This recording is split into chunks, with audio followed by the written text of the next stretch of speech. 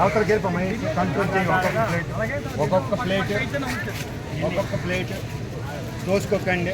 బిర్యానీ ఉంది అటుగా వచ్చమంటే లేడీస్ కూడా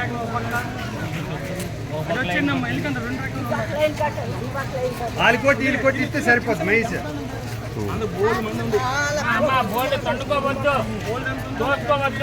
కావాలంటే మళ్ళీ రండి. ఆలుకో ప్లేట్ మైస్ ఆలుకో ప్లేట్ వీళ్ళకో ప్లేట్ ఎలాగ వచ్చేయండమ్మా. లైన్ కాయండి అమ్మా, అన్నీ ఉంటాయి.